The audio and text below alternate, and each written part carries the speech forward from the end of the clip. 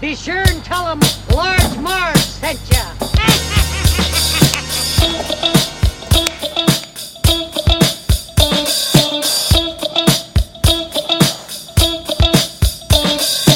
In the 90s, we were just teeny tykes. We rented movies and our bikes. We wanted to be DJs, but we were just teeny gals. So we went off to college and we remained best pals. 20 years later, we're still watching flicks and we're bringing you the feedback bit by bit. Sweetie and Sweetie are here to say it's the Large Marge Santa's podcast. Hey. Under the sky, gonna be with you, and no one's gonna be around. If you think that you won't fall, well, just wait till the sun goes down. Underneath the starlight, there's a magical feeling. Hey guys, welcome to the Large Marge Tennis Podcast, your favorite podcast where two sweetie sisters talk about movies that shaped their childhood. I'm Sweetie with an IE. And I'm Sweetie with a Y. And tonight we can't fight the moonlighting. Should have done like a little wink or something to be like, come on. I don't know why I didn't think that would be like the go-to song, but immediately in that moment I thought of like all the three other ones that she sings instead. Or maybe That it's you like one better. song. No, that just like popped into my head. Yeah. Like I didn't know what you were going to say, so I improvised. It didn't work. No. But You could not find the moonlight. I couldn't. I was in the dark. I was like, hello, Sweetie? Hello? I can't get her cues. What Where's is she the doing? moon? Why isn't the moon out? We did tonight a little something in case you couldn't figure out from that song. It is Coyote Ugly. Ow. Wow. So, truth, everybody. Speak it. I've never seen. No, just kidding. Oh my god. I'm not gonna pull a Sweetie with a Y and be like, "Hey, I've been lying to you my whole life. I've never seen this movie." Okay. And we're not about Coyote Ugly. Stupid. What I was gonna say was, truth. I've picked the last, I don't know, 5 movies, maybe more. Yeah. What the fuck? Yeah, I've somehow been able to con my way into just choosing every movie that we do, which is wrong, you guys, and it should not be happening. This is a partnership. And what happens when Sweetie with a Y, little Sweetie with a Y over here, says, "Hey, let's do this movie"? What do you usually say? I'm not in the mood. Stops foot. No. You go. No. I'm really feeling that Yeah. one. Not really feeling it. I like to go by mood, but really we were doing like Sweetie with a IE picks one, Sweetie with a Y picks one, Sweetie picks one, Sweetie picks one. So that was working well for a while, and then I don't know, I just got moody. Anyway, so to right that wrong, I was like, listen, Sweetie. Baby, you're the right kind of wrong. Yeah. If you know what I mean. Said. Sweetie, I feel bad. You can pick the next couple movies. I'm all for Whoa, it. couple. You guys, I thought I just got one. Yeah, so we're going to be on like a Sweetie kick the next couple Whoa, of movies. look out. And Look out, it came world. down, if you look at our amazing Instagram feed, it came down to Airplane, classic, 1970s, comedy, spoof, Leslie Nielsen, verse, Coyote Ugly, or I like to call it, as I like to call it, faux sluts, pretending to be sluts, and dance numbers. Huh. It's a long title. Yeah. I think maybe it was the working title, and and then it became Coyote Ugly. Because, guys, this movie is about faux fucking sluts. Faux sluts. Faux And show. really, as I was writing my notes, guess what? What? I discovered that basically there was like a lot of faux slutting in what we'll call like the millennial time. Yes. Turn of the century. That time. What is that called?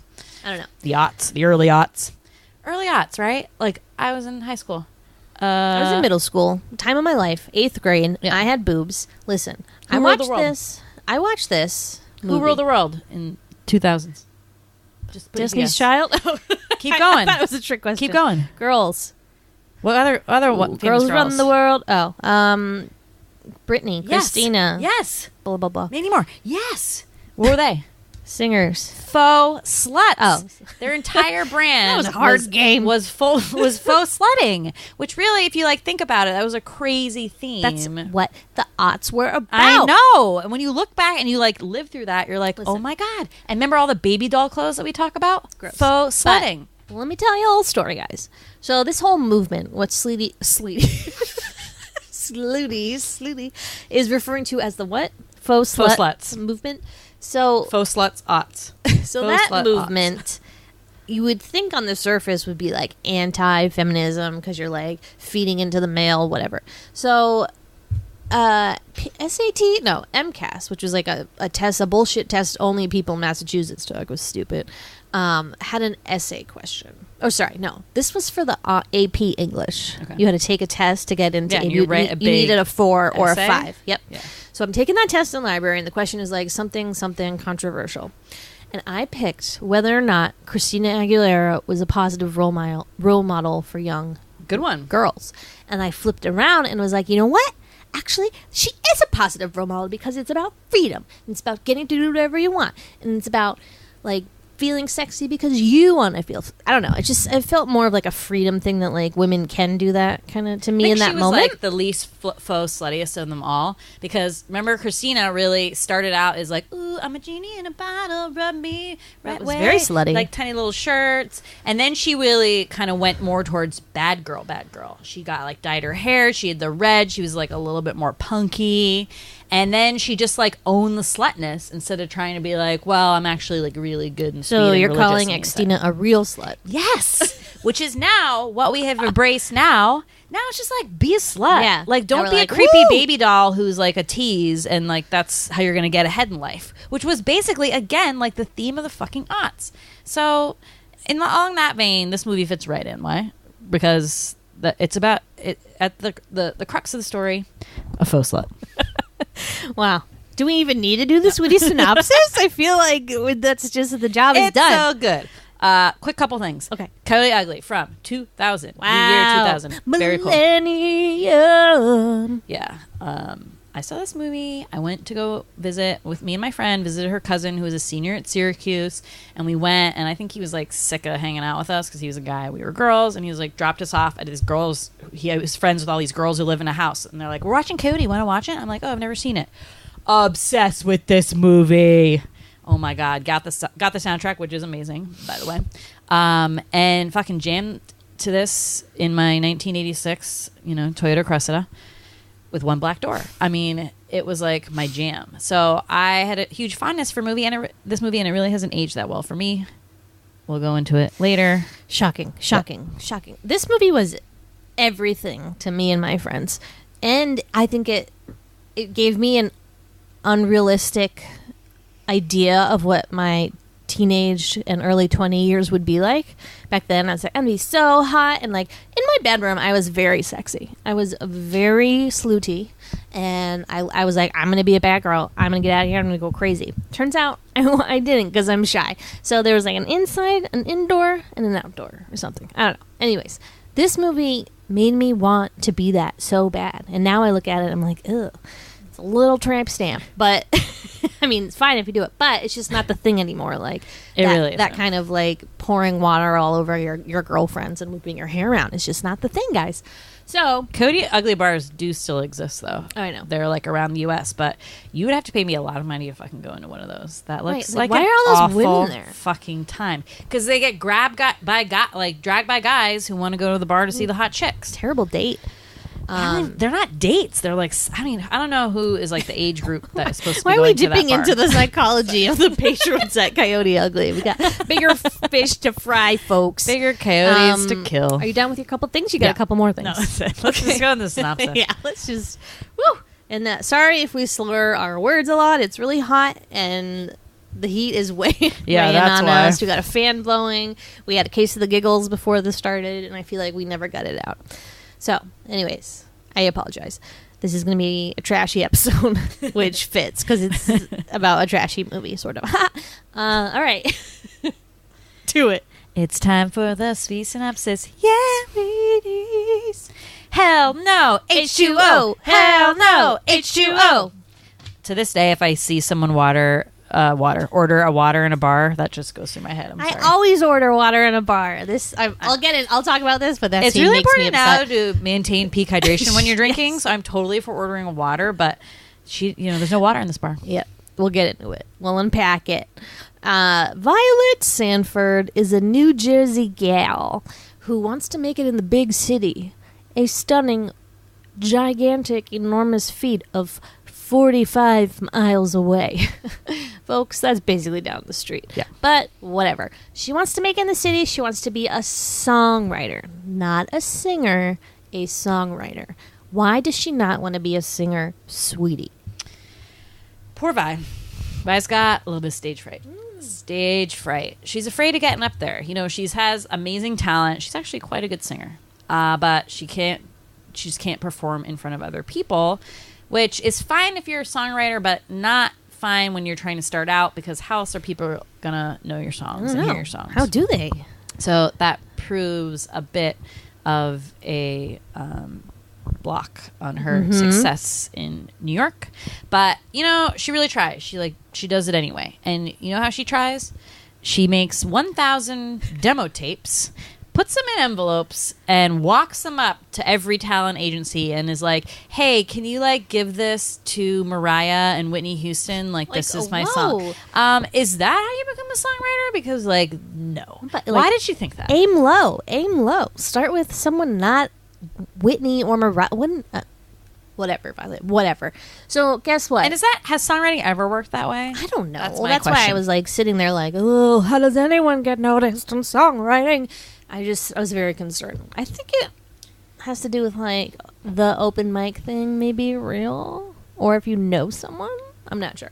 We'll look up how to become a songwriter. Yes, no, they eventually tell her, like, you got to, like, you know, have people in the industry need to hear your song, but they don't open unsolicited mail, right? Yeah, it could be a bomb. Could be anthrax. Yep. So no one wants to hear her tape. Everyone's like, you're a 2-bit person off the street. No one cares about you. Like, sorry, better neglect next time. So she's like, fuck.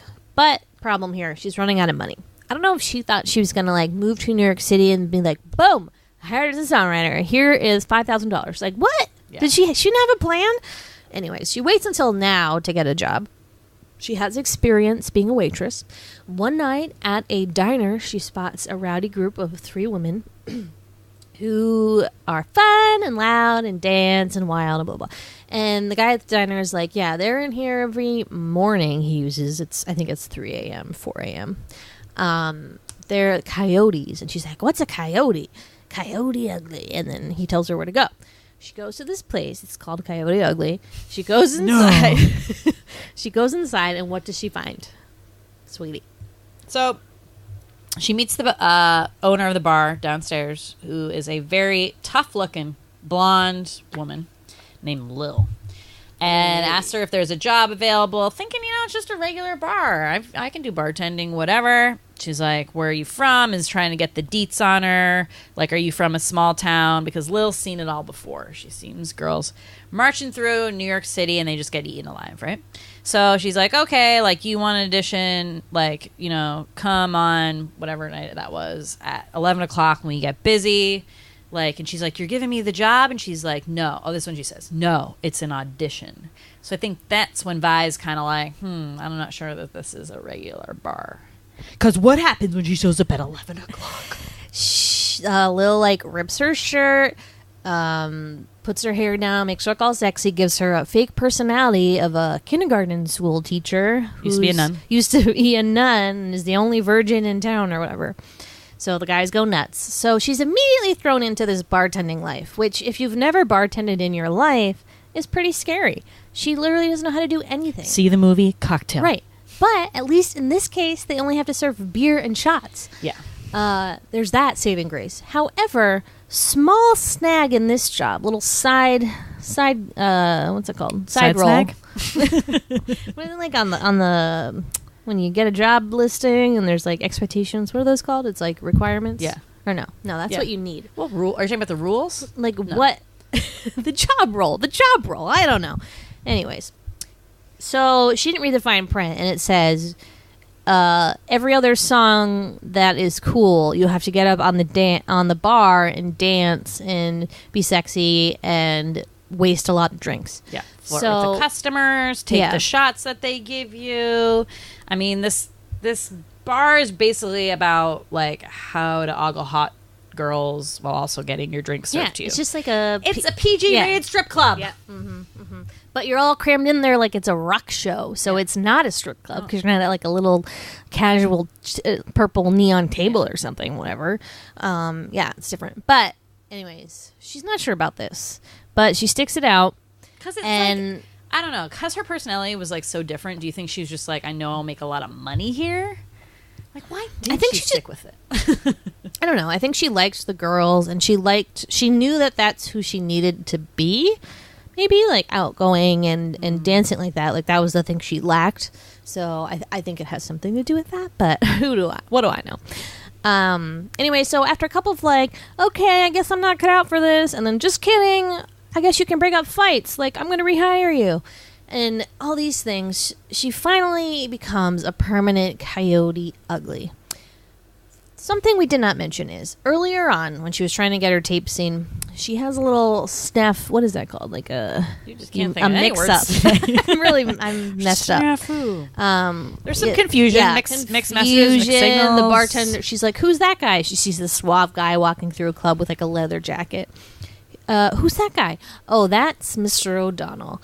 And she's like, Mr. O'Donnell, is he the manager? And the bartender's like, what a dumb girl. I thought I meant the manager, which is a perfectly logical mistake to make. Hello, he's wearing a leather jacket and schmoozing. But did he really do it to get his friends some ass? At first it seemed malicious, but then at the end it seemed like he was had like a bigger winking plan. at him. He's like, hey, look what I got for you, Kev.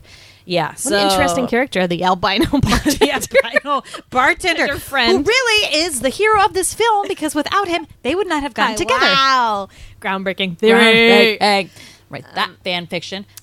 She hits it off with this guy. His name is Kevin O'Donnell, and he is Australian, despite his Irish last name, but he's very handsome. She and adorable. Yeah, she like embarrasses herself, leaves her tape with him, decides to come back for it later. She's like, I hate you so much, you know, blah, blah, blah, blah, blah. And then he's like, I really liked your song, and she's like, really? Do you want to go out sometime? That's basically a reenactment of that scene. So now they're kind of like an item, and he knows she works at this bar because he went there the first night and like helped her get $250. We'll talk about it. So he knows of the club, but I don't think he has a full picture of what it has become. Yeah, based on his first time seeing her there. Because remember, she wasn't like officially doing any real Coyote stuff when he came. Like she was just looked like she was just working at a bar, like pretty normal.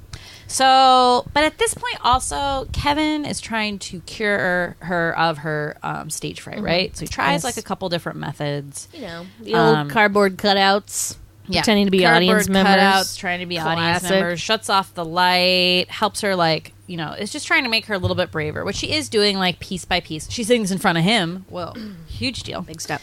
And she also has money now, so she's able to buy kind of cool recording equipment so she can like, and buy her keyboard, which she lost, right? And like get instruments and all that shit she needs. Wait, she lost the keyboard? Yeah, it got stolen. Her right. So, yeah, so she's like doing better with the music and really starts composing, right? So it comes about that Kevin, by offering to trade he's a comic book fan, and he is this super famous the holy grail of comic books, some Superman one where the Punisher first appears or something like that. Blah, blah. And he trades it so Vi can have like a spot on like an open night at a club or something like that. It seemed not like it seemed like a real concert. But what was she gonna sing? Was it the like Calling one playing? song? Oh no, that was the other club. Yeah. I don't know. But Anyway, yeah. So he makes this like basically deal with the devil and is like, hey, like you better come, like show your ass up here. He didn't tell her he traded the comic book, but like it's a big deal. Yeah, and it's a big deal in their relationship. He helped her out. Like, you know, he has all these connections in New York because he like works at like 25 jobs, and so it's a big deal.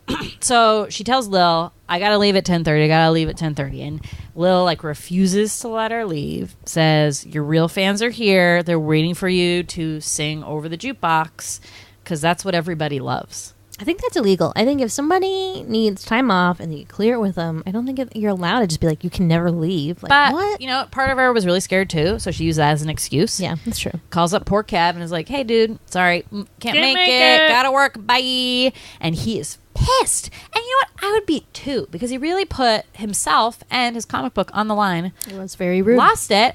And like he said, Lil doesn't own you. Get out of there. Yeah. Like, and you know, she Find doesn't. another job. Yeah. Yeah. Because she needs it. Because she's been singing at the bar. Because she like broke up a riot one time by singing like a flat version of Blondie. And so now every night she sings. So she's like, look, I don't have stage fright anymore. But she doesn't want to go outside of that. She makes that like one tiny step. That's good. We're staying and also here. there's something about singing your own songs, right? Because that's like the ultimate Yes. rejection if no one I suppose. likes it, because that comes like from your Yeah. heart. That makes sense. Yeah, so she's like karaoke basically every night, but with like a nicer microphone. So, okay. So Kevin, blah, blah. So she doesn't show up. They get in a fight. Relationship is on the outs. It's from the outside. I mean, we know the deeper story, but it appears to me they might be broken up. Well, it's a big fight. Well, yeah. And they don't talk to each other for like however long that was. She goes to his apartment one time, sees him. And what happened with her job? She got fired, or did she quit, or did she get fired? She got fired. Remember It was the hard two to rules? tell because it seemed, I know, but it seemed like Okay. she was It's two fought rules. back. Two So rules with Coyote Ugly. That goes along with the faux slut stuff, right? One, don't date customers, because you must seem available but not be available. yes, Rule number 2. I thought that was the same reason they had rule number 2. I mean, it is, but this is like the specific one. Oh. Rule number 2 is what? Don't bring your boyfriend to the bar. Yes. What happened? She didn't bring him technically. He showed up on his own, so I feel like that's not even fair. But yeah, he walks in, sees her dancing with this like creepy old guy, gets upset and jealous, starts a huge fight. They get in trouble. They get in a big blowout fight, and that's the fight. So a couple of weeks go by, blah, blah, blah. She goes to his apartment. He's showing this, like, other blonde girl in, and it's late at night. It's a weird situation. But don't worry. Turns out he was just showing her the apartment because she wanted to sublet it. Totally It's probably innocent. like the worst situation you could possibly imagine for that exact moment in time, though, Yeah. right? like, he's coming up, and he's like, and the lady's like, "Are you sure you want to do this? It's like kind of really late." silly. Who says that when Well- you're looking at apartments? Well, she's right. He could have been a serial killer and going to kill her. He want to see this apartment. right. And the problem with Kevin 3 a.m. is that because of that little accent he has, basically everything he says sounds flirty and sexy. So it's really easy to mistake everything It's all he his says fault. for coming on to It you. really is. So she's crushed. So she's working a new job at some like uptight restaurant with like no people at it. It's a bistro. Oh, is it? She's wearing a white colored There shirt. were fake flowers in vases, so Yes. who knows? And she was and wearing like a glass, collared those shirt. like glass beads. Glass. Oh, in the jar. Yes. Yeah, I thought you meant she was wearing them. I was like, what? you her necklace? Oh my god! Jewelry freak. Where? And then she spots this little ad in the paper that's like Bowery Ballroom Songwriters Showcase. Guys, this could be her big break. If she gets on this could be it. People, executives, music people are going to be there. They'll see her. This is it. So she writes a really good song, uses her really good equipment, sends it in. Turns out they call her. They want her to come on. She's got a spot at 10 p.m. or something. Yeah, 10 p.m. And that's it. And she's like, great. Oh, fuck. I'm still fucking nervous. But Also, side plot. Her dad got hit by a car at the toll booth. He's like a toll booth worker. And it's like, seems like kind of crazy that the cars are like ramming Yeah. through those why like don't we have a system? drop things? If the drop thing is down, only then should you walk. Yeah. Why are we walking? I don't know. Ahead of the It's car? kind of crazy. So it seems a little dangerous there. Vi almost gets hit there at one point. So poor dear old dad, Lenny, or whatever the hell his name is, gets hit by the fucking car. So she gets like the scariest phone call ever, right? And you're like, excuse me, is this Violet, whatever? This is Riverview Hospital. What up? You know, that's always like so I scary. feel like they should lead with like your father's fine. Yeah. Right, exactly. It's like so Let's lead crazy. with the good news here. Yeah, That was like that she's time upset. I got like an STD test or something, and the woman like who called had like literally the most somber, like saddest voice I've ever heard in my entire life. That I was convinced I had like every STD in the world, and she's like, "And you're fine. The doctor just wanted me to tell you that." It Yeah. was so sad. And I'm like, "What? Okay, can you be a little peppier with that news?" You're clean. Yeah. Anyway. Okay. Good tangent. So she's been doing that deal for a while, taking care of her dad. He and her best friend convince her, like, you have to do this. Like, your mom would have wanted this. She could have done it, but I held her back or whatever. Her mom died like 5 years ago. BT dubs. Aspiring singer-songwriter. Who didn't make it. Same phobia, too. What do you know? Turns out she didn't have stage fright. He, like, made it. But that was, like, some bullshit story that he turned it around and was like, it was all my fault / my... You know, fuck you, John Goodman. Oh, yeah, the mom didn't have stage fright. It was like, big twist.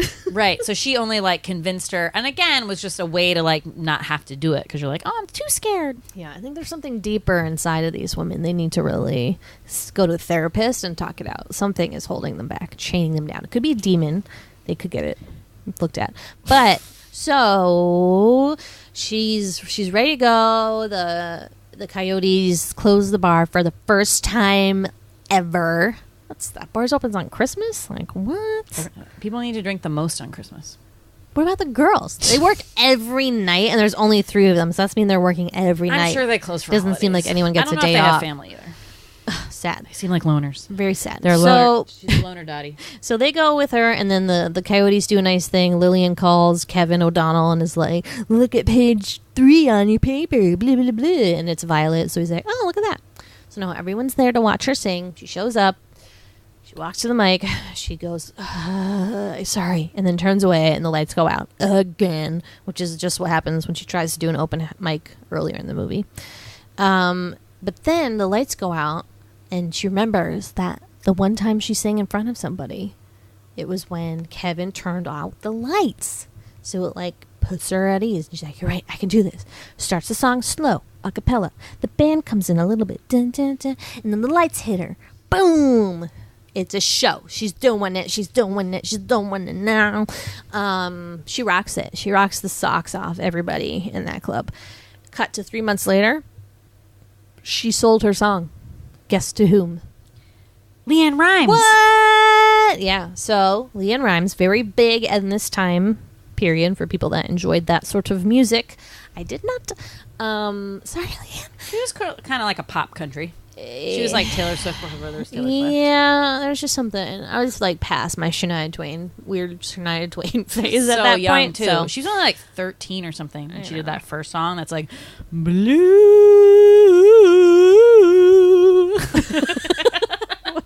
The fuck? Look it up. What was your main song? The pretty one that was like, oh, the ballad? Yeah. Oh, damn. fuck. I'll look it up. So Leanne Rimes sings the song. Woohoo! She's good. I guess she made it as a songwriter because she's like sold that one song. I hope she sells other songs, but who do we know? What do we know? Why can't I talk tonight?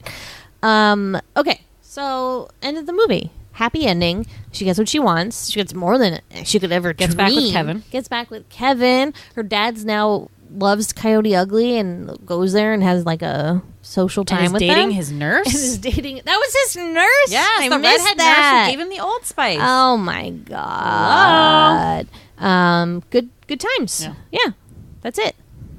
What say you, sweetie?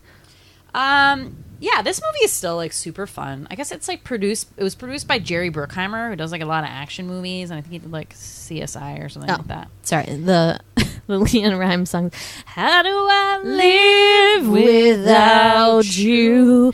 I want to know. How do I breathe without you if you ever go? You always gotta take it that one step further. You're like, are not that I hard to gotta sing. go. You just gotta get in the like Leanne Rimes pocket. Okay, we'll do a video later of you singing Leanne not hard songs to sing rhymes. I'm giving you like voice lessons. I don't know. I have no pitch. What? That's funny. Anyways, good times. Funny. So yeah, great movie. You said some upsetting things a little earlier. I think you said this movie you've aged out of it or something. It doesn't hold up. Well, like we were talking before, it's like that sort of trope about, this like faux slut kind of a thing. It's just like we said, just like that bar is kind of like, who goes fucking Coyote Ugly anymore? who would go to a bar like that? Like, that just seems like a dumb plot for women now. I'm just saying. Yeah, but, and then this is the sad thing, even when I still watch this tonight, I'm like, it'd be kind of fun to, like, wear slutty clothes and dance on a bar and have somebody, like, and have you be really hot. Because that's, and it's probably because of this movie and Moulin Rouge and all those other movies, like, that made me want to, that was sexy to me because that's what I saw, I guess, on the TV. So I always aspired to be that. So I think part of me is still stuck, like, in that rut. So when I see this, I'm still like, ooh, do I want to be a coyote? Question mark. But for, like, whoever this movie is for, which I was right for us, like, when maybe you were, like, a little young, but, like, I was almost had graduated high school and then into college, so I was, like, right in that frame of mind where, yes, dressing slutty and, like, looking very sexy to men is sort of, like, your life goal at that point. But then I think you get to be too old and you're like, I don't give a shit. Yeah, I mean, definitely. I mean, obviously I don't give a shit, but, like, in my head, the fantasy still is, like, I'm Britney Spears, except not, like, a mess. But I just feel like that's still, she's still, I just wanted to fix her hair and get, like, some nicer extensions. That's all I want. I love you, Brit, but that hair is killing me. So she wears a lot of corset kind of style stuff for her Piece of Me tour, which I'm like, I don't know if I'm not a fan of those anymore. Sorry, it's her shtick. But anyways, yeah. Obviously different today, but I think it's just still, like, a weird dream of mine. But, like, you don't feel like that way as much, though. Like, don't you agree? Like, like I was just saying, it doesn't have to be all of it, but that just seems like such, sure, you know, I'm too old for that kind of thing. Which it is, because, I mean, how old is Violet supposed to be? I was thinking, like, mid-20s. Because we know she already, like, passed the college age, because her friend was like, we said we were going to go off to college together. That didn't happen. And then blah, blah, blah. There was, like, a dental hygienist school. That didn't happen. And then, so that must put her at, like, 26. Okay. 25, so that's, like, right about that time. And, you know, like, you're young, you look the best you're ever going to look, supposedly. And it's, like, it's all in that package. But, like, another thing is that I find that Violet actually has, like, legit talent, right? So, which is a lot of people in New York, and you really kind of have to sell your soul to the devil and, like, use your looks to get ahead. Keep saying that. Is that in every case? Every case to make it, you gotta sell your soul? Not in every case, but New York is a tough town, right? So it's like sometimes you got to do what you can to get by. So she kind of uses her looks and how hot she is to get a job and stuff like that. So I'm glad it pans out. I mean, they don't make the songwriting part of her career look that fun, I'll just say. Yeah. So of course you're going to be like, damn, I want to be a coyote. Looks like Leanne Rimes stole the moonlight. That's what it looks like to me. So, yeah, I agree. But it's still a really good movie. I don't know. Sure. I had a blast. Still have good times. Great soundtrack, like we said. Great soundtrack. Just the bar antics alone are just great stunts. Great stunts. Also, Tyra Banks is in this movie, so obviously it's the best. We didn't even talk about who was in this. We've got Piper Perabo. Dumb name. No offense. Hated her on principle just because of that name, I think, for most of her career. It wasn't until recently I was it's not right to hate someone because of their name. One of the most attractive people like I've ever seen. She is a beautiful, beautiful woman. She's like Helen of Troy-esque style if you're talking about classic-looking blonde. No, I disagree. Nice hair. I disagree. I don't think she's classic-looking blonde. I think she's very unique. I think she has a very unique face. Like, I've never seen a face like hers ever. So I think she's a little different. Great smile. Like I said, amazing hair. Oh my God. And she always has this like updo that just has these like tendrils that like come out and fall in this like perfect spots. And I'm like, what is happening with that? Bullshit. Ugh. And there's always this like beautiful perma wave. Again, how do you get that? I saw a commercial for another one of those things you stick your hair in and it goes zzz, and then it curls it. I think that's how you do it. Never looks like that. I'll tell you that. Yeah. But like in general, I find that actress, as we said today, like kind of a dud. She's just really she's like, really what bothers flat. me about her. Yeah, is that it? She's like a flat actress. The singing voice in this is also flat, so it's like flat. It's just, I think for me, ultimately, she's a sucky actress. Like, there's just some parts I'm like, ooh, that was not a good line. Yeah, she was just kind of one note through the whole thing. Yeah. You're like, here's her angry. Well, Kevin. Here's her happy. Well, Kevin. It wasn't like that much range. Yeah, I agree. So I think that's why we didn't love her. Hot guy Kevin O'Donnell is played by We don't know, but Cute we guy love with him. an Australian He accent. is also in a movie called Confessions of a Drama Queen, which is with Lindsay Lohan. It was like one of her like earlier, like Mean Girls era. Really not well known, but Right. very good. Hilarious. Love that And movie. he's in this, and he has one of Sweetie and I's favorite lines of all time. So that's what we know him as, but we don't know his real name, which is sad. But he's super hot, super hunky. He's like Sweetie and I's type times like 1,000. Like, we're going to have to fight over him for sure. He's cute. He's funny. He has a nice body. He can dance. Yeah. I mean, these are all things the character has. I'm not sure if the real guy does. Yeah, it's like, wait, But his what? dad is Colombian, like ballroom dancer or Real- something yeah, like that. real So life. I think he actually did do the Yeah. dance scenes in this, which is awesome. Right. He works really hard. You find out later he's like an orphan, and he works like 25 jobs. He doesn't have any family. He like sleeps in his buddy's comic book shop. He gets like free shit all around the town. So he's really like, taken to the city quite well. But I love that character, Yeah. and I'm sorry. I hope they broke up because she's kind of a dud. Yeah, he should marry you, and then Yes. we can do like a Hillary and Jackie thing, and I can be like, to "Can I sleep with your husband, please? I'm sick." And then, That movie is so fucked up. no, I like haunts me I to this was- day. I was I'm like, telling- remember that plot? I was telling my friend that I was like, "Haven't you ever seen Hillary and Jackie?" And I don't know why we got into it, but I was And like, then "Oh she has my MS god!" and pees all over the stage. Yes. Oh my god! It's actually a really good movie. Hillary and Jackie, watch it. It's great. Based on a true story. So. Yeah, that's what we would need to do in that stitch. Also in this movie, John Goodman plays Violet's father. I mean, okay role, kind of your classic John Goodman, like single dad, protective of his daughter. She takes care of him and then leaves. I don't know. I feel like, is there another movie like that? That sounds familiar, but now I'm like, maybe it's just this movie. It's a trope. Yeah, it could be a trope, I guess. But he's John Goodman. He's great. He's fine. Yeah. Yeah. So apparently John Goodman didn't only want to do this role for the money. They're like, we'll pay you a lot. Here you go. And he's like, fine. Like, not interested in the script at all. Kind of thought it was garbage.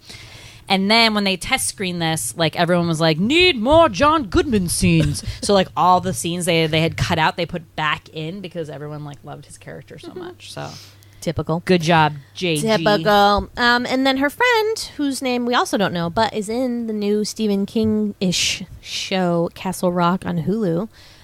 She's in this. She's awesome. Yeah, she's great. She's- and I like her better than Piper Paraboo. Yeah, and like I forgot about her for a little bit, and then she was in Castle Rock, and I was like, oh, because she had a good thing going in the '90s for a while. She had this Ever After. She was one of the stepsisters. There's another one that I can never remember, but she did a couple things. And I think it was also that, like, I believe the friend was from that area. Violet just never, it was not convincing that she was, like, from New Jersey. She had like a tough girl kind of exterior that would come out, But it was in small lame. doses. And then, like, sometimes she would have an accent, but, like, not all the Yeah, time. I mean that definitely was. There was not a follow through there, but yeah, I mean she tried, whatever. So that's basic. That's the main people. Maria Bello is Lillian. Gay or straight? Thoughts? Lillian, the character. I mean, straight. She came up with the Coyote Ugly concept. I guess. Maybe bisexual. She always seems a little butchy to me, but I love her. Yep. And I think she's great. Real life, she came out. She was married to a man and then revealed she was in love with like her friend / girlfriend. Yeah. So that's So- like why that vibe. Okay. There we go. Bridget Monahan. Oh, right. Who's Tom Brady's really fun in this. Yep. Tom Brady's former ex. Well, cool. current ex, former wife. Current ex, former wife. Oh, they were married? Right? Or did they just date? I think they just dated. they were married. No, they just dated. You just did. I did not just date Tom Brady. That would be actually, I don't really like Tom Brady. I like Julian Endelman. I'm gone. Yeah. What were we saying? Yeah. Other I people lost that my we were train of talking thought. about people in the movie, and then Yeah, we're like, Bridget Monahan, okay. she's awesome in this. She's Rachel, the real fiery one who has to go to like anger management classes and beats up all the customers, kind of like part-time security. She's great. I love her character arc. You know, you got to really win her over, and she Yeah. was really impressed by her in the end. And then I forget who Slutty Cammy is, the Russian tease, but she's really Violet's best friend here. Yeah, because she's not a bitch, I guess. It's either like Lillian, who's like a bitch, but she's your boss, so like she's supposed to be a bitch.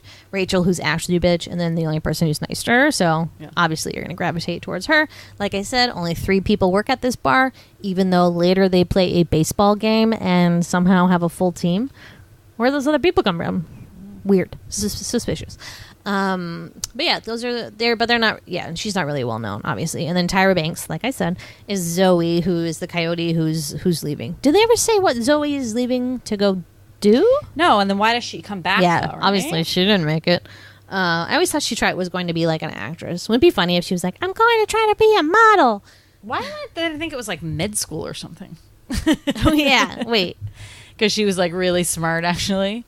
I think she does say that. Yeah, that sounds familiar. And maybe she couldn't hack it or something. Maybe. Or maybe she was just guesting on that one night. Yeah, she likes to make a good cameo. Whenever, please let me know when they're gonna play Kid Rock Cowboy. I have to be there. But yeah, good times. I love Tyra Banks, the actress, and I would just like to say that a couple of highlights for me right here. Number one, when she was a black Barbie doll, the best with Lindsay Lohan. It was called, I don't remember now, but it's like something life. No, like plastic life. I was like, no, still, I don't know, but life size. That's totally it. Really worked that one out. Wow, she's great in that. She sings the song, shining bright, shining far, be a star. You've never seen this movie? Oh my God. We have to watch it. Okay, next bonus episode, life size. Sweetie's picks, boy. Okay, so that is number one. Number Why did two, I ever agree to that? Number two, I think I already talked about this one time before, but she is in a movie called Higher Learning, which is a John Singleton movie, and she plays like a track runner, and there's a shooter at the end, and she gets shot, and she's like a really crazy death scene. Pretty impressive. I mean, I'll give it to you, Tyra. I'm impressed.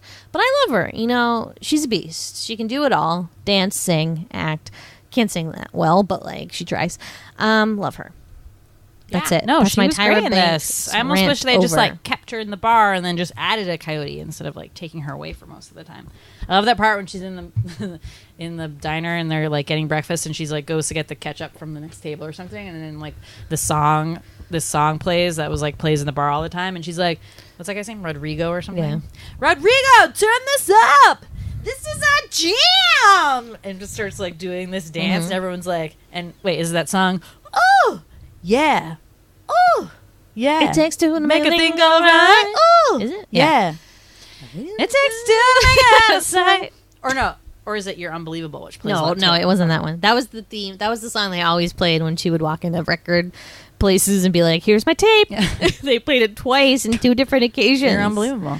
Yeah, that's true. But yeah, good cast. They had a lot of fun. Looks like I think they did the most of the dancing, which was pretty impressive on that bar. In like high heel boots. In very limited clothing. It's like less dancing and more like they do one like synchronized cowboy dance, but it's like all line dancing. They're kind of just jumping around and like and slapping gyrating, their butts. yeah, and then like doing like a little table. They're on that the called? floor a Stretch? lot. I mean, it's like pretty I intense. don't know what yoga pose that is, but yeah, I guess. But they do a lot of crazy stunts and antics. And they also, in my opinion, seem to waste a lot of booze. They do. They're just fucking like pouring shots on people's bodies, like half a bottle is gone. Like I think Lillian, you could make a little more money, maybe close a couple nights if you didn't pour out all that booze on random strangers. Yeah. I'm just saying. And like, do you think the real Coyote Ugly bar, you know, if you guys have been to one, tweet us at the Sweetie Club. Does the real Coyote bars like only serve the liquor and beer? Maybe, but I wouldn't be surprised if they evolved based on customer demand. I feel like that's always people. It's like they try to do a shtick, but people are like not having it. They're like, you got to do this, man. Do they even serve food? Probably not. Well, it depends where it is. I mean, in Massachusetts, you can't do that, so it's bullshit. But yeah. So, blah, blah, blah. We're talking about Tyra. Man, we're really losing it. We're losing it. I guess we'll just start talking about something else. Okay, so let's see. At first, I was conflicted. I was like, why did she have to move to New York City? I feel like if you're only 45 miles away, you can easily commute into the city. You would save money. Like we said, she has no money. Her friend literally gives her like how much was that? Like $300? Yeah. And is like, here. And she's Did like, she spend I it don't all in need the that. apartment? No, she put it in the freezer. And No. Did, like, why doesn't she have in the... I mean, she used all her money to buy, like, rent that I would apartment. assume so, but... I don't know why she wasn't like, I need to save up some money before I go to the big city. Like, obviously, anytime you're in the arts, it's like New York is like Mecca, right? So you think you're just gonna like run into people, and she did have to play at the bars and stuff like that. But like, one word for you, Vi: Hoboken. Hoboken, super close. It just takes like a little train, just like pop on over, super cheap rent, and BYOB places all over the place. But listen, live in Hoboken. Listen, I thought like that too. I was a young pup sitting on that couch saying, "Why do it? Why do it, Vi?" But then I thought, well, that is again a comfort zone. Like, I think she really wanted to push herself out. Like, could she stay at home and still do it? Yes. Would she probably make it? No. Dad right. Forever. So then obviously it wouldn't happen. She got too caught up with that. So she had to do it. Yeah. So props to her. I support it now. At first I was mad, but I'm all for it. I wonder how much that apartment was. It's pretty nice. A couple rooms, like at least big one claw-footed bedroom. Bathtub. Maybe not furnished, like not repainted in like 20 years. Yeah. Also was possibly a cracked in. Yeah. At one point, she gets broken into. Yeah. Super sad. They, of course, find the little stash of money her friend gave her and hid, quote unquote, in the freezer. And by hid, I mean just placed it in the freezer, like good hiding spot. Put it in a coffee can. Pretend it's coffee grinds. Like, this is amateur money stowing 101. Fucking cracked out drug head is gonna like look in a fucking freezer for something to steal. I think that's a commonplace. Actually, it is, because I remember another scene in a movie where it was like in an ice pocket, like in the top. I don't know. But better yeah, go take take her money, my $1,000 out of the freezer. But that's such a scary thing, and she's in New York. Like, I mean, that was pretty scary. It was a bad robbery. They like took the time to graffiti something on the floor. Yeah. Like, it was that level of shenanigan. But like you said, like again, like this girl seems like she's been around the block, so you can't really call her like naive. Why didn't she get a job immediately? I know. Well, that's why I said she thought she was going to walk in the first place and they'd be like, "We love this tape. Cassettes are so 90s, but we don't care." Like, yeah. I don't know. Like, she only even like kind of freaks out and is like, "I need to get a job" once she gets broken into. So it just seemed like odd that she wouldn't be like, okay, like go down to the first diner or first regular bar and just be like, hey, like, it's true. Do you need anybody? It's true. I'm also really shocked by the level of, again, I keep bringing this word, but antics on the bar. There was this one scene where they pour an entire bottle of alcohol down the bar, and then they're like, "Do you want me to do it? I'm going to do it." And she lights it on fire, and it goes up in flames, and then they're dancing in the flames. How did their clothes not catch on fire? I know there was some, not all of it was leather or pleather or whatever. There was real fabric. They should have gone up in smoke. It just seems so dangerous. And I'm glad that the fire marshal was not there that night, because it would have been very bad. But that's why they make all the tips. They do like this crazy shit. I think they could make more tips. They're like bragging about their money one night, and they're like, "We made $300 a night," which didn't seem like very much back then. I know. I'm trying to think. Like, I lived then, and like, can you look? Or do you see what the inflation rate is? Because I don't think it's that much. Because it doesn't seem like a lot. A like crazy good night and would be worth all the shit they have to go through. I mean, basically they're getting assaulted also like right and left, and like they do a good job of crowd control, but it's like a bunch of drunk guys trying to grope them. Like, I would not need a lot of money for that. So supposedly $300 a night. I don't know. If it was like $600, maybe I feel like that would be like okay. Because then if you work 5 nights a week, you'd make $3,000. Here you're only making $1,500. Doesn't seem right. What? Said it went up $0. $300 in 2005 was 300, and it's 319. Oh, I missed. Sorry. Yeah, so not that much. Oh, okay. So yeah, 430. Okay, that's nothing. So that's kind of dumb. Yeah. Cheap tippers. Yeah, maybe it was a slow night. I don't know, but I just still can't get over the bar on fire thing. It just seems like so. This bar is on fire. It just seems like so dangerous and risky. Like, it boggles my mind. Also unsafe. We talked about this, but the hell no H2O rule. Guys, people need to hydrate. Those guys are fucking down in beers. There's no food. How are people not dying of alcohol poisoning? You need water. Like, what kind of dictatorship is this, Lillian? I think it's mostly because they don't want people to water down the liquor. They want like everything to be straight up because they want to get people to get wasted. Okay, unpopular opinion. Ready? Yes. I'm not that wowed by his talent. Oh, sure. Singing with the jukebox, not that impressive. I think that's a popular opinion. And I'm embarrassed that she thinks it's like the coolest thing. And like you said before, I guess that is because it was like a baby step to like not having stage fright anymore. But overall, I think it's stupid. And it'd be one thing if it was like karaoke and it's just the music and she's singing. But she's like singing over the actual singer. And it sounds dumb. I hate her dance moves. There's few things in this world that I hate more than when she starts singing that Blondie song. It's just like I could think of like 20 different ways to explain it, but the one I keep coming back to is that she knows how to calm a riot down, guys. She sings like a tone deaf corpse on the bar, and she's like, one way or another, I'm gonna find you. Like, why is she doing those things at the end? And like, it's so flat and she soft. does like these weird little and then wriggles. she's like, I'm not sure about this, Yeah. but I'm just gonna try it.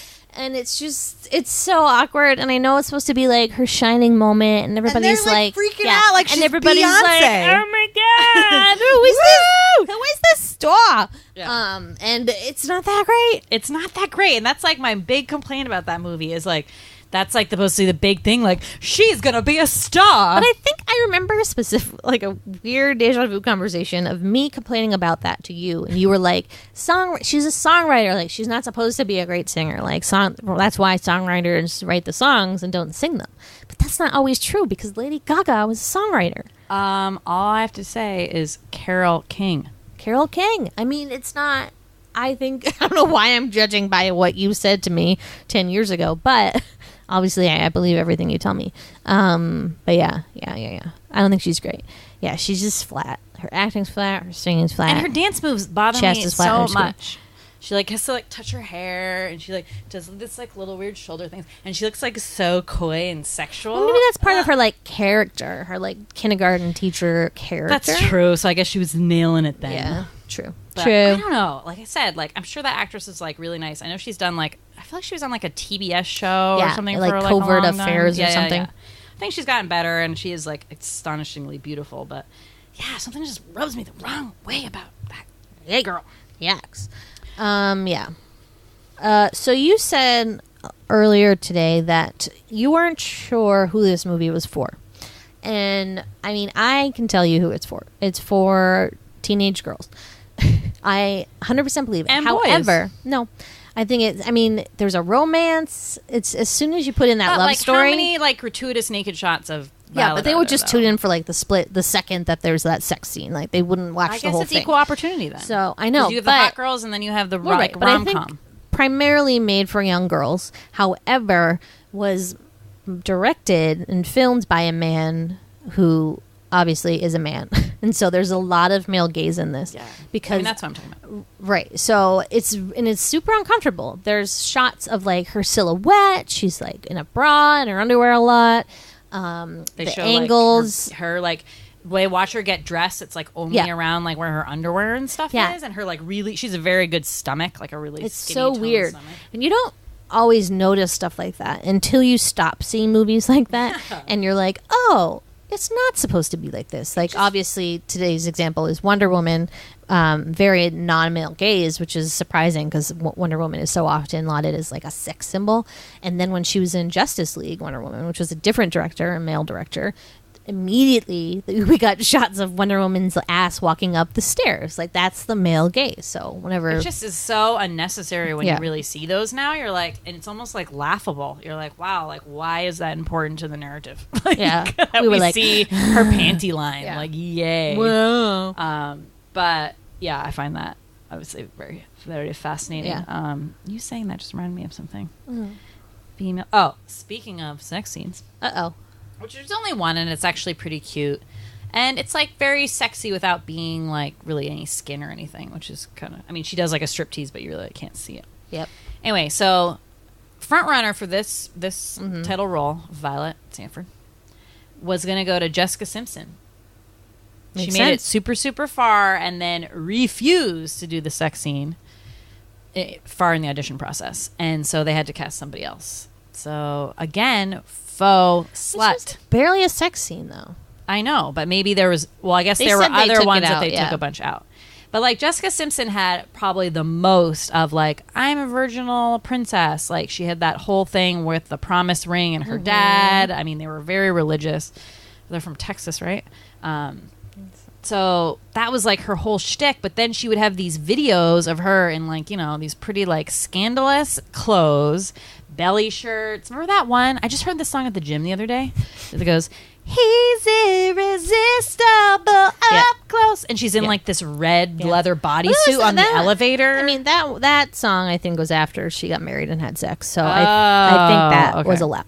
But I mean, mostly her songs were pretty boring. I remember they were like the ballads. Simpson big ballad? Like the Jack and Diane, like the one they stole from that. Like no, but remember her big ballad that she like came out with a ballad. That was her first song ever. Oh, I thought it was the Jack and Diane remake. It was weird to like come out in a ballad when like Britney and Christina all these like really that's why I was like ones. Snooze. It's like 98 degrees. No wonder she landed with Nick. They're both like Snooze Fest, Snoozeville, USA.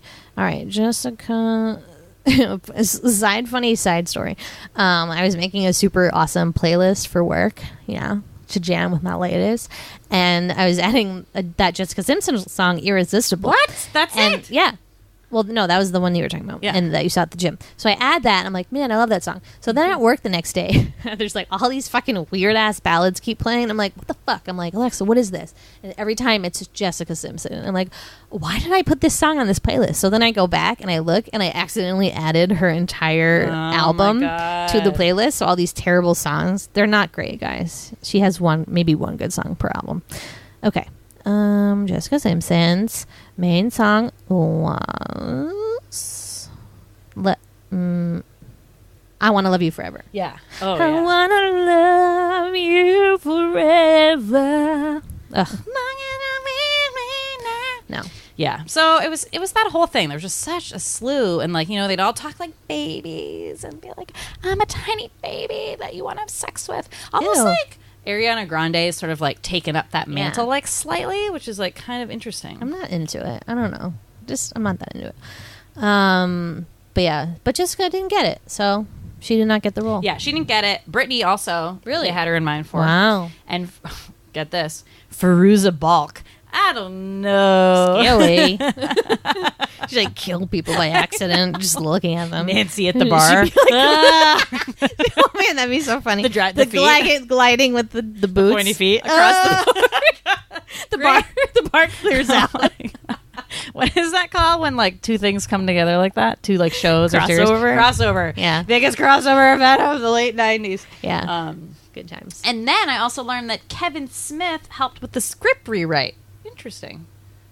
That's weird. Yeah. It's not very like silly, like funny, like Kevin Smithy. Though it was not his idea to have Kevin not be a drug dealer but a comic book dealer. It was not his idea? Yeah. I feel like that would be his main purpose for rewriting it. Not my idea. Yeah, there's this funny scene where they go to this restaurant together and he hands like the guy behind the counter a couple bucks, and the guy hands him like maybe the scuzziest looking paper bag I've ever seen in my life. Like that thing's been reused at least 50 times. It's super crumpled. It'll rain outside and just disintegrate immediately. So she's like, well, obviously that's drugs, because why else would somebody be handing a big bag of drugs, somebody a gross bag of drugs? Right. It is very large.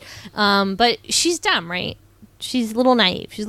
But good for her for saying something, because like all of the times that she actually like stands up and says something kind of more New Jersey, like you said, kind of like, she's like, that hard ass kind of New Jersey. Again, I'm really proud of her, because I would never be able to do that. Like I love the part where he's following her and she's like, all right, like I'm going home now, like you're gonna go too, like bye, right? And she like makes him like leave because she's uncomfortable that he's like following her and is gonna know where she lives. Scary. Yeah, he probably broke into her apartment. He's homeless. Whoa, my God. He's a homeless poke. He's a homeless poke. So then when she thinks he's a drug dealer, and she goes, hey, like, I don't know what you're into, and is just going to walk away, and then he pulls out the comic book. So, like, good for her, because I would not be the one to say something. I'd just be like, that's probably not drugs, and it totally is. Yeah. I mean, in her defense, obviously, sketchy bag. The guy's like, check out the merchandise or something, or like the product. I don't know. He uses some dumb word that you would only use to describe drugs. But so she says that, and then he opens the bag, and it's a comic book, and you're like, ah. Whereas real life, that would definitely be heroin. Oh, but, yeah, definitely. And overall, like I said, I love Kevin so much. I think he's like the sweetest of the sweetums, except when he slut shames her because he's mad. But still, like, he gave some pretty low blows. And then she tries to get really mean back at him, but it's like really not as she's bad. like, what's your problem? Why didn't you have a blah, blah, blah? And then he tells this like orphanage sob story, which is like kind of supposed to be sad, but you're just like, I don't care about this. Yeah. Like way you worse. made it. You're hot. You made it. Congrats. Yeah, and he's fine. And then but he basically just like slut shames her, and he's like, go back to your fans or whatever like that. Like, why don't you tuck your pants a little lower and like open your shirt a little more? I mean, he's just being gross. Mm-hmm. And like I thought he knew, like, you know, we thought he knew like what she was actually doing, but apparently wasn't. Dumb. Yeah. Boys are dumb. But it's so dumb. Okay. What should we talk about next? Let's sing through the soundtrack. Ooh. Okay. I mean, I only know. You mean her songs or all the songs? I wrote down most of them, so we can talk about all of them. All the songs. Okay. Start it up, because I only wrote down the 2 that she writes, supposedly. All right. So the first one starts with "I Do Love You," a Violet Sanford original. When? It's in the very beginning, and she's like, "I don't like to see. I think these are all the same on my song. shoes, but I do Oh, right. love." Okay, so that is a different song. You're right. And then that's when she like sees the guy like breakdancing in his apartment, and she like I thought uses his that was raps. "Can't Fight the Moonlight." Oh no, the ones. Wait, no. I do. The "Rain on My Shoes" one is also when she plays for Kevin. Maybe they're all the same song, and kind we've of been are. duped this whole They time. really do. They're just like different sections of the same song. Okay. But okay, yes, that one's good. Okay, second one is she goes to the band, the Mermaid Lounge or whatever, where she meets Kevin, and the real band, The Calling, is playing. Oh my god! Which is that song that's like, And if I could, then and I would go wherever you will go, way up high or down low. Kind of like sounds like Creed, Like all those Pearl bands. Jammy, A little less like, annoying than Creed. Like I definitely made up a couple music videos in my head to that song, like of me running into my crush's arms. It's like a very like they use that in like Grey's Anatomy. I feel like Sure, It's like yeah, one of those it's definitely kind one of those bands. songs. Okay, the one like we said. You're unbelievable. Oh, do you know who sings that song? Can you tell me? I don't remember. EMF. Yes, that's it. Weird. What does it stand for? I don't know. know. The guy kind of has a weird speech impediment. He's like, "You bother me with your questions." Maybe he's foreign. Maybe he's foreign, sweetie. Yeah, it does. He probably is. So listen to my reply. European or something. Yeah, it does sound like someone with but an accent. It's a good song. Totally 90s. Yeah. Is definitely on the soundtrack. Yeah. Totally 90s. Good choice. Okay. Pour some sugar on me Ooh. in the name of love. Yeah. So obviously they played that at the dances for a long time, and girls would be like, "Whoa, yeah!" and get so excited about it. Total resurgence. Total lap dance song. Def Leppard song. Obviously this was in all of our fantasies of when we were dancing on the Pretty sure bar. it's the Def Leppard Yep. drummer who is the one-arm man. drummer. What? Crazy. Look it up. Okay, I'll look that up next. I'm running. I have like a queue of things to look what's up. the first thing A we got? backlog. Okay, EMF, British. So Okay, that's why he has an accent. Okay. So I wanted to look up what it stands for. Electric music. Funk. Good one. It doesn't say. So we'll assume it doesn't stand for anything. Okay. One-armed drummer. Oh, sorry, I'm not on the Def Leppard. EMF page. I was only on the song page. It stands for, drum roll please. Oh, you aren't even close at all. How could you miss? Epsom Mad Funkers. What? Epsom Mad Funkers. Hello? Fan club of the band New Order. So it's something related to that. Okay. Okay, whatever. Cool song. Interesting. Awesome. Okay, next One-armed I'm looking drummer, Def Leppard. up one-armed drummer. Rick Allen, drummer. Yep. What up? Yeah, he lost it in like a car accident or something. Yep. Yeah. Wow. Pretty cool. Amputation, 1985. Yeah. Wow. I am so impressed. He learned how to play the drums with one arm, which is unbelievable. But like You're unbelievable. maybe drumming is easier with only one arm because then you don't have to like keep two hands going at the same time. Why don't you try it? Let us know. Like, what's the like? Leanne Ryan songs aren't that hard. You guys, you just have to get into the pocket rhythm. Drumming one-handed is child's play, okay? It's child's play. We're crazy. We're insane. Okay. Anyways, okay. Next song. That like, is it the Cotton Eye Joe song or something else? No, it's something else. They call it the House of the Rising Sun, which is like a different song, but it's sort of a Cotton Eye Joe-esque like I wish it was Cotton Eye Joe. country kind of song. Country song that has like a dance with it that like you didn't know but pretended to. It feels like if you're a regular at that bar, you like know the dance. They were just pulling random girls on the and they, bar all and they knew it perfectly. So, I'm like, why doesn't maybe Lillian... it was like the Macarena of the why doesn't 2000s. Lillian... Okay, Lillian, I don't understand why she doesn't hire more people. Like, those girls could all do it. I just don't see the point. Here's Obviously, she doesn't give them a salary. Who's serving the drinks when they're all dancing on the bar? Nobody. That's when there's a break Yeah, and all the guys are watching. Boo. Yeah, and then they're like, boring song. Here we go. Serve. And then they serve for like 5 minutes and they go back on the bar. Or if you have to go to the bathroom. Well, that's what I'm saying. It's like the worst club I've ever heard of. Worst concept for a club ever. Okay. Next song. In Excess. You're one of my kind. Oh, I don't know that one. When he's on the bar. I love that scene. Oh, that's in excess? Yeah. Oh, okay. Funny story. I got to let you know. You're one of my Most of my life, I thought that band was called Inks. Because you didn't say that out loud. Good times. No, I mean, I knew now, but like up until like a few years ago. Like even when I hear that you say that, I'm like, I have to pause for a minute and be like, what is that? That's the band that did that because it contest sounds like to find, in excess. to find their new lead singer, right? Yes, I remember watching that. It was like a It show. was on like VH1 or something. Yeah, good song though. Good male strip song. Yeah, I love that scene so much. So like, so probably the finest Hell No H2O moment. Violet's second day, the fire marshal comes and is like, can I get you a drink, sir? And he's like, I'm actually waiting for Lil. She's like, well, can't stand at this bar without, drinking something. He's like, I'll have a water. And then she's got to do the Hell No H2O thing. So she sprays him with all the water and then like he gets pissed and then fines Lil $250 for like, I forgot something. Why? For hosing him with a hose? I don't know. I don't Bullshit. know. Why was there a fine? Yeah. So she's like, if you don't make $250 in 2 hours, like you won't have a job. So again, she's like stressing about getting this job. Like, go somewhere else. This sucks. Stop trying to play hard to get, Lillian. Yeah. But then there wouldn't have been a movie. So I guess I'm glad she stuck with it. Anyway, so it's because Kevin comes into the bar and she tells him the dilemma and then has this great idea to have him basically auction him off for money.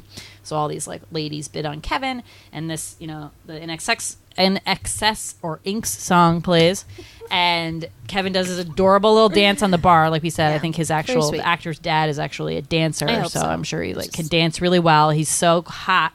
Nice bod. And they raised $250. So very good use of this song. One of my favorite scenes. The Blondie, One Way or the Other. One way or another, I'm gonna find you. I'm gonna get you one way. It's the worst. They ruined that song. They ruined that song for me. I will just say that. But yeah, everyone knows that one. Yep. Continue. Okay, so now we're into the two main Violet Sanford original jams. Ready? Yep. Baby, you're the right kind of wrong. Loving you isn't really something I should do. Shouldn't want to spend my time with you. I should try to be strong. Yeah, it's a good one. But baby, you're the right kind of wrong. And then the title track, everybody. Can't find. Oh, how does it start? When you're deep in a nut, you surrender your life. Don't you know that you can't fight the moonlight? Deep in the dark, you surrender your heart. Don't you know that you can't fight the moonlight? No, you can't fight it. It's gonna get to your heart. What's that song mean? Adding it to the playlist. Oh, I don't know. Why can't songs you are fight fucking the moonlight? confusing. Because that's when you're gonna get kissed. Under the Moonlight? Because it's like a spell. I don't know. I don't know. I don't have time to Google that. I'm busy. But yep, amazing song. I really enjoyed that song, and I haven't heard it in a long time. So I'm going to add it. I had this whole CD, but played the hell out of the two. I'm going to add it to my the two main ones, which are really good, and they do kind of sound the same. But that just like made my it would have been like 17. Yeah, it's a good one when this movie came out. Yeah.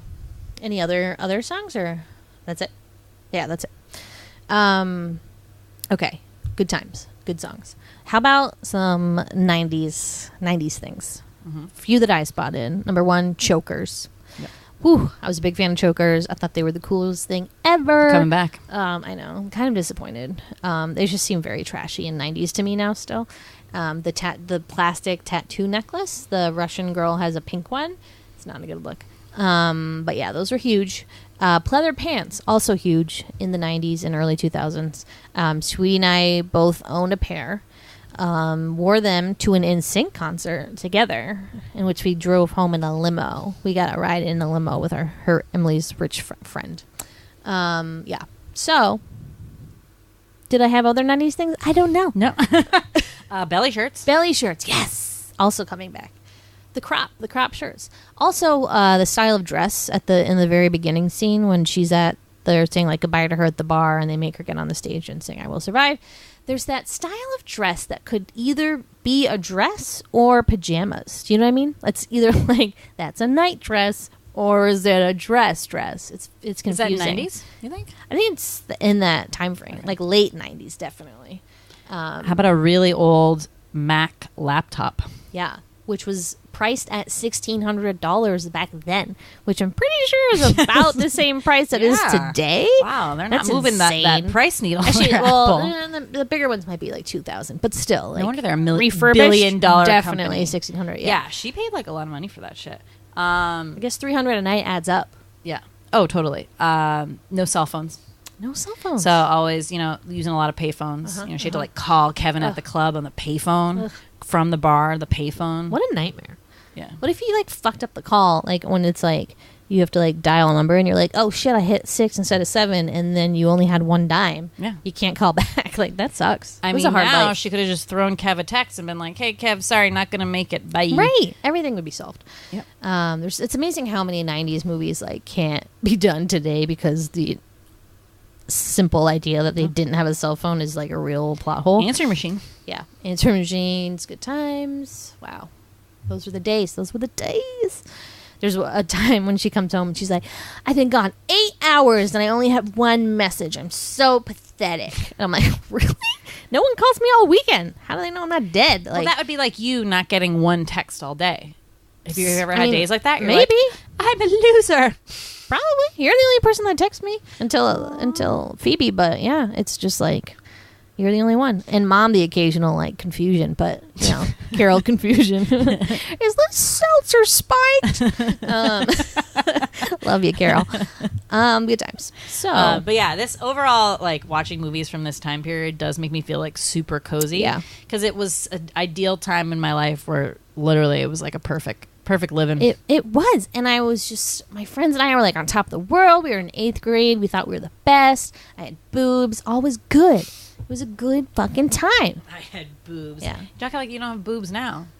I know, but like no one else had like as big boobs as I did in 8th grade. Like even Izzy's boobs were not as big as mine in 8th grade. So I was like the one. Your life was perfect. And for some reason I was like, I should still also wear a padded bra. And then I had like a giant like Pim Anderson chest. Were you like Tits Doomis over there? Probably. That's probably why no one likes me now. They're like, oh, there goes Tits Doomis. What happened to your breasts? There goes Tits Doomis. Yeah. Good times. Good times. Anything else you want to mention? No, I think that's it. Good choice.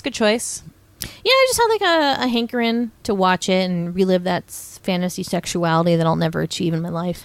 Not true. Let's go to a Coyote bar this weekend. Oh, but that's another thing.